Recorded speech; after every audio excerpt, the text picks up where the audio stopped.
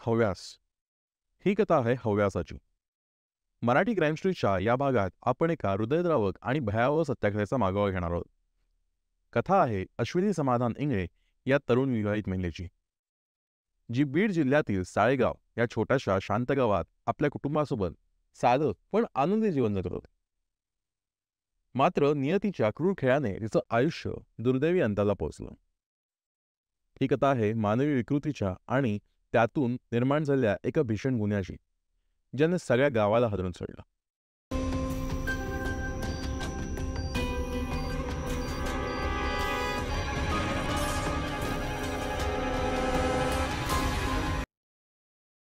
खरे गुन्हे गोष्टी रूपात समजण्यासाठी आमच्या यूट्यूब चॅनलला मराठी क्राईम स्टोरीला नक्की सबस्क्राईब करा आणि तुमच्या मित्रांना देखील शेअर करा.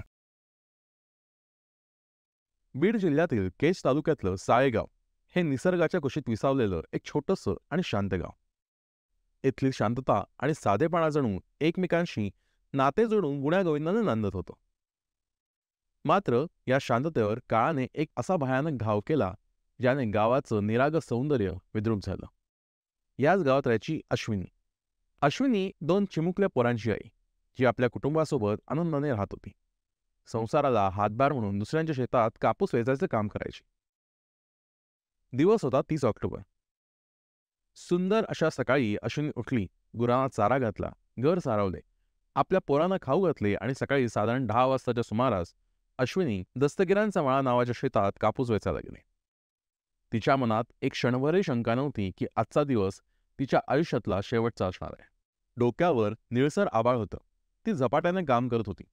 तिचे अनुभवी हात बोंड्यांनी भरलेल्या कापसाच्या पिशव्या एकामागोमाग एक भरत होत्या. पण नियतीच्या मनात काहीतरी वेगळंच होतं. सर्व काही सुरळीत चाललं होतं तेव्हाच आकाशातील निळ्या रंगात हलकासा गडदपणा दिसू लागला. दूरवर वीज चमकली आणि क्षणभर सगळं वातावरण स्तब्ध झालं. जणू नियती तिला कुठल्या तरी वादळाची सूचना देत होती. कामाच्या भरात दुपारचा काळ उजाडला आणि अश्विनी अजून घरी परतली नाही. तेव्हा तिचे पती तिच्या शोधासाठी शेतात पोहोचले. पण तिथे त्यांना कोणीच दिसलं नाही. यावेळेस एका बाजूला तिचं कुटुंब चिंतेत होतं, तर दुसऱ्या बाजूला 2 तरुणांनी तिच्या आयुष्याचा नाश केला होता. खरे गुन्हे गोष्टी रूपात समजण्यासाठी आमच्या यूट्यूब चॅनलला मराठी क्राईम स्टोरीला नक्की सबस्क्राईब करा आणि तुमच्या मित्रांना देखील शेअर करा. अजय उर्फ धनराज इंगळे आणि पंकज भगवान जाधव या दोघांनी अश्विनीला शेतात एकटंच पाहिलं. त्या क्षणी त्यांच्या विकृत मनाने एक भयानक पाऊल उचललं. अजय धावत अश्विनीपाशी गेला आणि तिला काही समजायच्या आत मागून घट्ट पकडले. ती जशी प्रतिकार करू लागली तसं अजय आणि पंकज या दोघांनी तिला जमिनीवर पाडले आणि खेचून ओढून शेतातून बाजूला नेऊन तिच्यावर क्रूर अत्याचार केला. त्यानंतर ती जिवंत राहिली तरी घटना गावातील लोकांना आणि आपल्या नवऱ्याला सांगेल या भीतीने त्यांनी तिचा गळा आवळला. जशी ती स्वतःला त्यांच्या तावडीतून वाचवण्यासाठी झटत होती, तसाच त्यांनी बाजूला पडलेला दगड उचलला आणि थेट तिच्या डोक्यावर प्रहार केला. ती क्षणार्धात शांत झाली आणि तिच्या आनंदी आयुष्याचा अंत झाला. त्यानंतर त्यांनी तिचा विवस्त्र अवस्थेतील मृतदेह कपाशीच्या शेतात फेकून दिला. हे दृश्य फक्त विचारात आणली तरी काळीच दवळून निघतं. अश्विनीचा शोध घेणारे तिचे पती आणि गावकरी जेव्हा घटनास्थळी पोचले तेव्हा त्यांना हे भीषण दृश्य दिसलं. त्यांना पाहून धक्काच बसला. गावभर बातमी वाऱ्यासारखी पसरली आणि सगळं गाव हादून गेलं. पोलिसांना घटनास्थळी बोलावण्यात आलं. पोलिसांनी घटनास्थळाचा बारकाईने तपास केला. त्यांना तिथे अनेक महत्त्वाचे पुरावे मिळाले. एक रक्ताने माखलेला दगड, कानातील दागिना, विळा, तुटलेल्या चपला, गुटख्याच्या पुड्या आणि काही अंतरावर पडलेला तिचा डबा. पोलिसांनी पुराव्यांच्या मदतीने तपास सुरू केला. अश्विनीच्या मोबाईलमधनं कॉल डेटा तपासला. खबऱ्यांमार्फत दिलेल्या माहितीनुसार गावातील अजय इंगळे आणि पंकज जाधव यांच्यावर संशयाचा शिक्कामोर्तब झाला. त्या दोघांचे काही पुरावेही पोलिसांच्या हाती लागले. गुटख्याची पुडी अजय इंगळेला जोडणारा महत्त्वाचा पुरावा ठरली.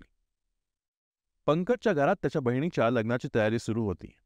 पोलिसांनी थोडाही वेळ न दवडता दोघांनाही ताब्यात घेतलं आणि चौकशी त्यांनी गुन्ह्याची कबुली दिली. अजय आणि पंकज दोघे अविवाहित होते. अजय ट्रॅक्टर चालक होता तर पंकज पदवीधर होता. पंकजच्या घरी काही महिन्यातच त्याच्या बहिणीचं लग्न होतं. अश्विनीने अत्याचारानंतर त्यांना जी धमकी दिली ती सगळ्यांना सांगेल, त्यामुळे त्यांच्या मनात एक भीतीचं वादळ उठलं आपलं लग्न होणार नाही, बहिणीचं लग्न उधळेल, या भीतीने त्यांनी हा अमानुष खून केला. स्थानिक गुन्हे शाखेच्या पोलिसांनी केवळ 12 तासात त्या गुन्ह्याचा उलगडा केला आणि महत्त्वाची कामगिरी बजावली. गावकरी पोलिसांच्या तात्काळ कारवाईने समाधान मिळाले, पण अश्विनीचं कुटुंब अजूनही तिच्या मृत्यूच्या दुःखातनं सावरण्याचा प्रयत्न करत आहे. अश्विनीच्या अंत्यसंस्काराच्या वेळेस सगळं गाव एकत्र आलं. तिच्या 2 मुलांनी त्यांच्या आईला कायमचं गमावलं होतं. तिच्या आठवणीने संपूर्ण गावाला एक वेगळाच धडा शिकवला. शांततेच्या मुखवट्याखाली किती भयान अंधार लपला असतो ना. या गोष्टीतनं आपण काय शिकावे? ही घटना दाखवते महिलांच्या सुरक्षिततेसाठी समाजाने अधिक जागरूक होणे आवश्यक आहे. महिला आणि मुलींच्या सुरक्षेसाठी गावकऱ्यांनी सामूहिक उपाययोजना कराव्यात. महिलांनी स्वतःला अधिक मजबूत करण्यासाठी स्वसंरक्षणाचे प्रशिक्षण घेणे आवश्यक आहे. कठीण प्रसंगामध्ये आपण सक्षम राहणे महत्त्वाचे ठरते. गुन्हेगारांना कठोर शिक्षा मिळालीच पाहिजे. यासाठी पोलीस आणि न्यायव्यवस्था तत्पर असायला हवी. त्यामुळे अशा विकृत प्रवृत्तीला रोखता येते आणि समाजाला संदेश मिळतो की अन्याय करणाऱ्यांना माफी नाही. तुम्हाला ही कहाणी कशी वाटली? अशा प्रकारच्या सत्यकथांसाठी आमच्या मराठी क्राईम स्टोरी या यूट्यूब चॅनलला नक्की सबस्क्राईब करा आणि बेल आयकॉनवरती क्लिक करायला विसरू नका. आपल्या प्रतिक्रिया आणि मतं खाली कमेंटमध्ये जरूर कळवा. भेटूया पुढच्या भागात. तोपर्यंत सावध राहा, सुरक्षित राहा. धन्यवाद.